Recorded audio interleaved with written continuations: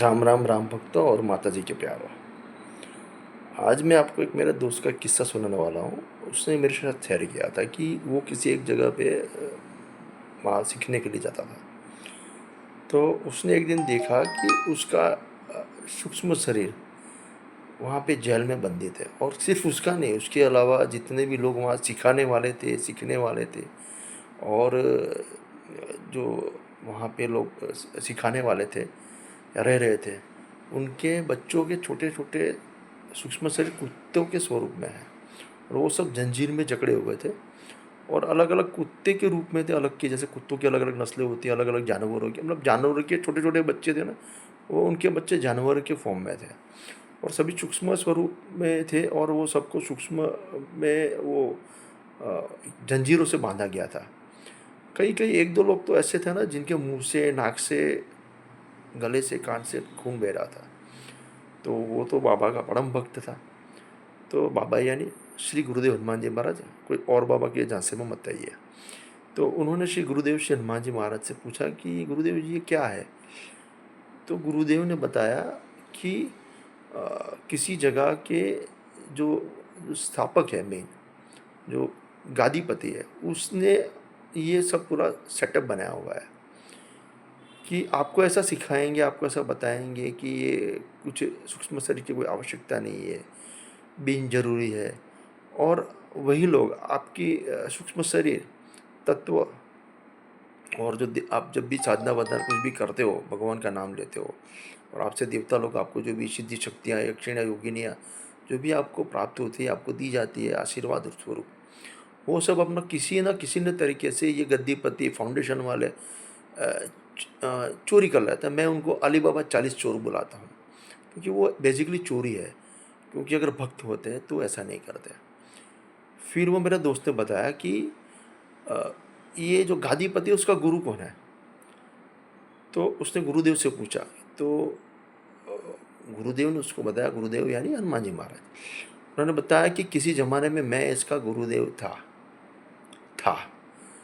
उसके बाद रावण बना, फिर कोई अघोरी बने, फिर भिन्न भिन्न प्रकार के असुर प्रकृति वाले राक्षस बने।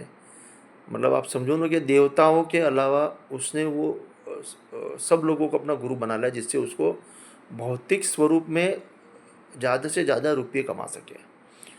और वही लोग अपने से, जब वो बोलता था, मेरा दोस्त ऐसा बोलता था कि मुझे ऐसी जगह पे बोला जाता था कि आप शक्तियों के पीछे मत भागो, ये तो सब मोह है, ये तो भक्ति है। लेकिन उसने जो अपना खुद का सेटअप बनाया था जेल वाला, पूरे वो जगह पे 3-4 जेलें थी, और वो मेरे दोस्त के लिए वो चीज़ शॉकिंग थी कि वहाँ जो छोटे छोटे बच्चे थे, कुत्ते के पिल्ले के स्वरूप में और अलग जानवर के स्वरूप में, वो लोगों को दिखते भी थे, कई कई लोगों को दिखते थे, क्योंकि दृष्टि कभी कभी अचानक से खुल जाती थी तो दिख जाते थे।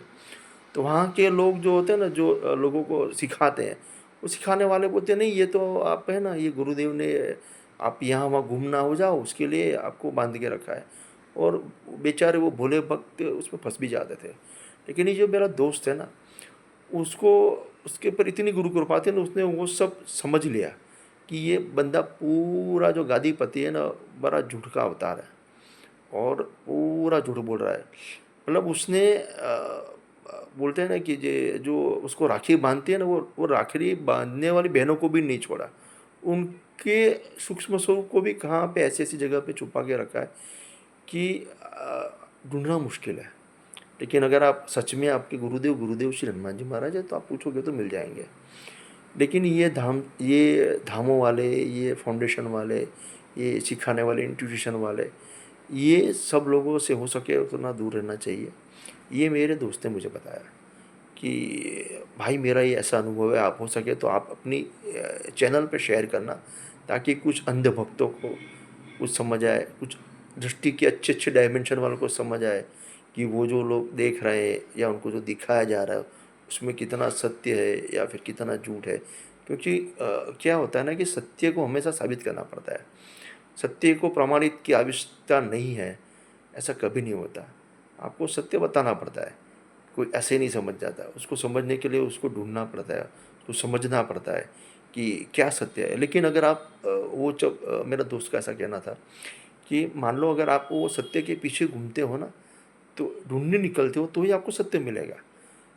नहीं तो फिर आप पैर छूते रहो, सर पे हाथ रखवाते रहो और जाप करते रहो, ताकि आपकी जाप की ऊर्जा, आपके जाप के तत्व, सारी विद्या सब किसी और के पास चली जाती है और बड़ी खूबसूरती से चली जाती है और वो चोरी भी कर लेते हैं।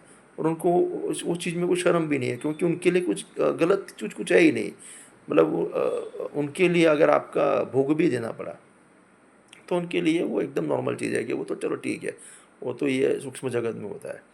दूसरा, मेरा दोस्त ने मेरे को बताया था कि मेरे भाई, मैं जब ये जितने भी गादीपति को करीबन 7-8 गादीपति के पास गया था, ये सीखने के लिए ना, समझने के लिए, तो वो बोल रहा था कि ये गादीपति लोग जितने भी गद्दी पे बैठ के अच्छी-अच्छी बातें करते हैं ना, वो एक्चुअल वर्ल्ड में इतने ही नीच प्रकृति के आते हैं। क्योंकि वो सामने वालों को डराने के लिए मान लो उनको ऐसे-ऐसे गंदे, बुरे, ऐसे-ऐसे सपने देते हैं कि आदमी डर जाए, खौफ के मारे डर जाए। और उसने बहुत सारे मुझे अनुभव शेयर किए, वो मैं आपको अगले वीडियो में डालूँगा। लेकिन ये मेरे दोस्त की ख़ास रिक्वेस्ट पे डाला गया वीडियो है।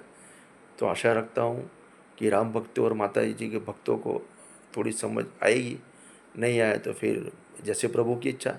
राम राम।